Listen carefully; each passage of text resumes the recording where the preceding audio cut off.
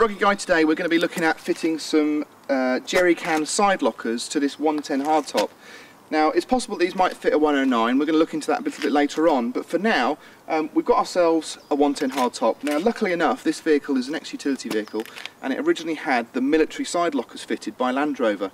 Now these side lockers are £180 each, they're made in the UK and they're fully lockable, they're watertight and they're a very easy fit. Now one of the hardest things that we can't show you today about fitting these side lockers is actually cutting the aperture in the wing, because as I said before this vehicle's had the side lockers fitted previously.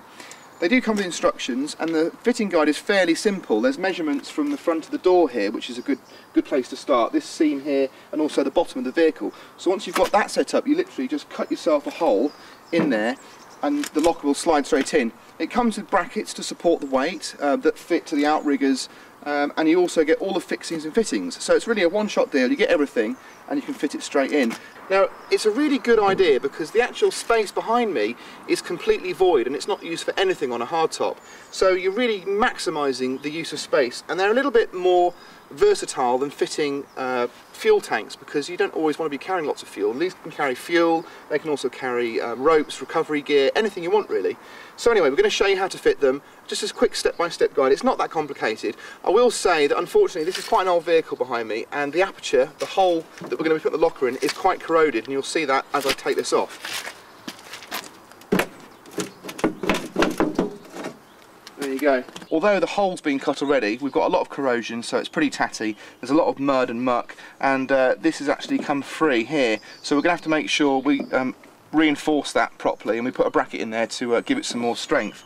But essentially, if you've got a brand new vehicle, you're just going to be simply cutting the aperture in here, and then you'll be removing this strut brace, if you have one, which you should have, and that's replaced by a heavy duty one to support the weight of the box itself. And there's also an L bracket here that sits to support the weight of the box on the Outriggers. Okay, so you can see on the outside flange here, this is the bit that's flush with the outside of the panel, and you simply, once you've got the locker in place supported by the brackets, you simply rivet into these sections here. It's so accurate that you can just literally, jerry can just squeezes very, very tightly into there. And you can see you've got room for 2 jerry cans. Okay, so now we're ready to fit the supporting bracket that replaces the strut we've removed, and this is actually mounted to the existing bracket on the chassis itself. So this passes underneath, sits underneath the bracket and just sits in there like that. Now it's fixed with 2 bolts onto the chassis, and then you'll actually rivet or bolt this bracket into the underside of the box. You've then also got this supporting bracket which will sit on the Outrigger at the front here, and that has to be bolted through, so you've got to drill 2 new holes into the Outrigger, and that will support the box at the front. Okay, so we've slid our box into position, we've got the supporting bracket underneath it, we just need to drill the 2 holes now through the supporting bracket into the box itself. Now we need to drill and rivet the actual flange onto the bodywork itself. Now the best way to do this is to remove the rubber strip, because then you've got access with your rivet gun to the holes. It's quite easy, you can put that straight back on again. Let's leave that in there for now.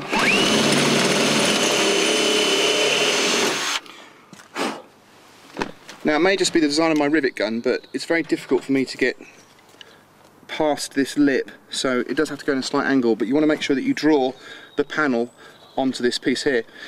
It's also worth thinking or considering actually running some silicone, some mastic sealant behind here, so it forms a nice watertight seal against the bodywork.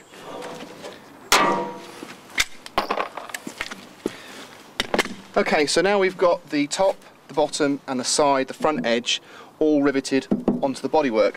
And it's already quite secure. So what we're going to do next is actually fit the locker door, and you can see along this edge here it's a very long hinge, and it's drilled through so that we can actually rivet through this panel as well and into the bodywork. Now on this vehicle it's a bit old, so I think I might start by using 2 bolts to hold it in position and then rivet the rest while it's there, and then replace those 2 bolts with rivets at the end. Okay, so we've got all this in position now. All that's left to do is to fit the bracket onto the outrigger of the chassis and onto the front of the box. We'll do that now. So position this in between the 2 reinforcing strips inside the outrigger, so it's easy to drill through, and then you can get your bolts in position. So the box is now supported by 2 brackets, it's riveted all the way around, it's nice and solid. All we've got to do is just drill through here so we can fix our drop down bolt latch. There's quite a narrow gap behind it because we decided to put the latch at the front. It's quite difficult to get in behind it, so if you use a long 90mm spanner at the back, you should be able to reach through and get some purchase on it.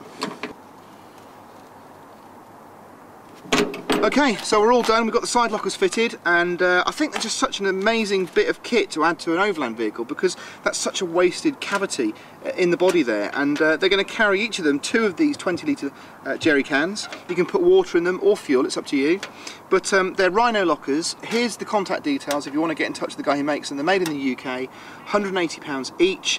You can even get them on eBay, I think he does list them there.